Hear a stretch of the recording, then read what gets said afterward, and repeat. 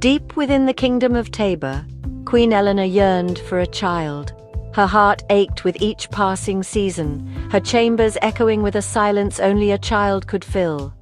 One snowy winter day, a single red rose bloomed, defying the icy grip of winter.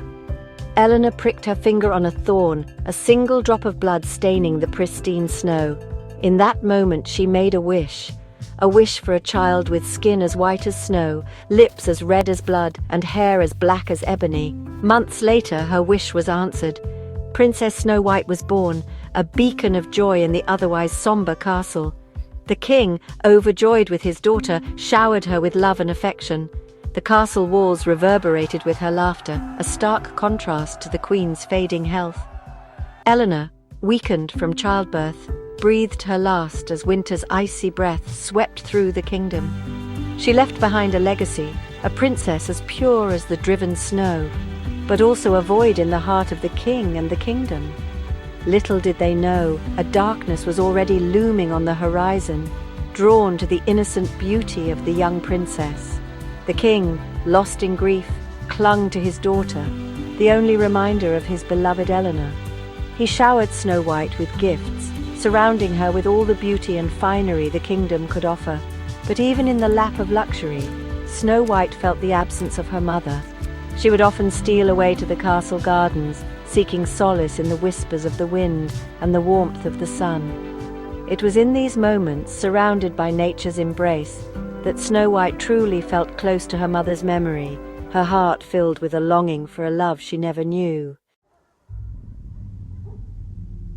Years passed, and Snow White blossomed into a vision of her mother.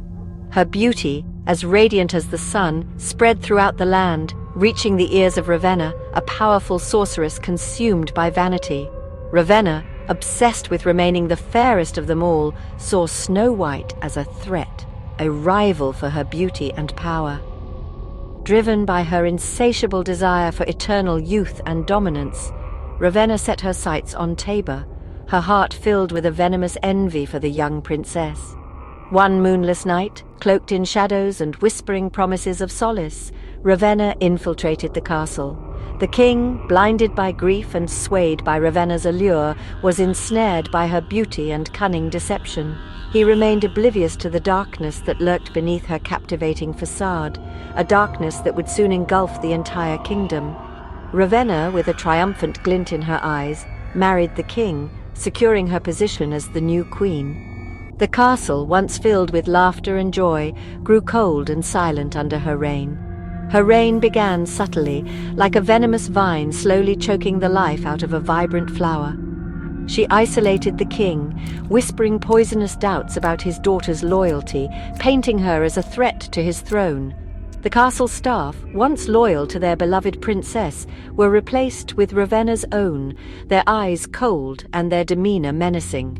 The once lively halls of Tabor fell silent, the air thick with fear and suspicion, and Snow White, stripped of her freedom and her father's love, became a prisoner in her own home.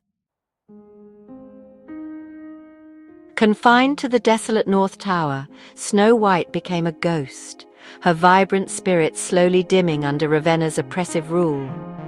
The once bright tapestries on the walls faded, mirroring the dwindling hope within her. The only window, barred and overlooking the desolate northern face of the kingdom, offered a bleak view of the world outside. Days bled into nights, marked only by the changing patterns of light and shadow that painted themselves across the cold stone floor. Years turned into a blur of solitude and despair. The vibrant girl who once filled the castle with laughter was slowly being eroded by Ravenna's cruelty. Yet even in the depths of her isolation, a spark of defiance flickered within her. The memory of her mother's love, the whispers of the wind carrying tales of her kingdom's plight, fueled an ember of hope in her heart. Snow White clung to these fragments of warmth, drawing strength from the belief that someday, somehow, she would break free from her prison and reclaim her birthright.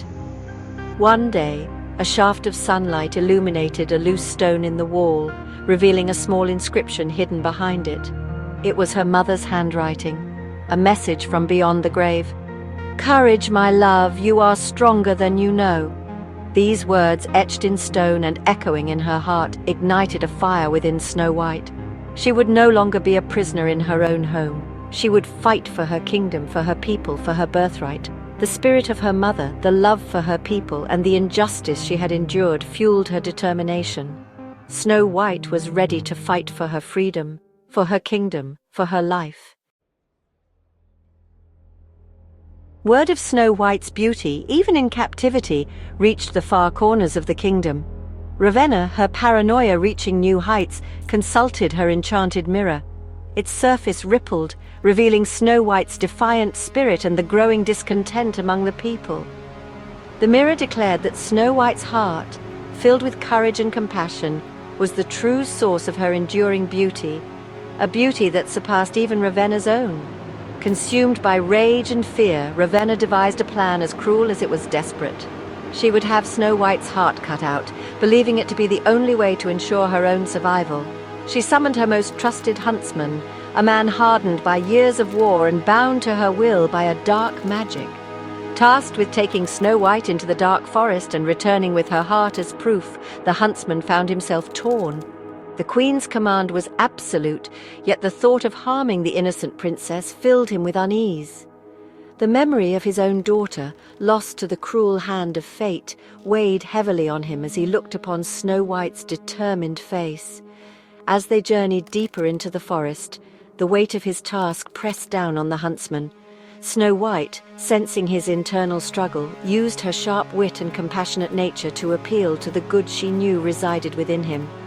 She spoke of her love for her people, her desperation to see her kingdom free from Ravenna's tyranny, and her unwavering belief in the power of hope.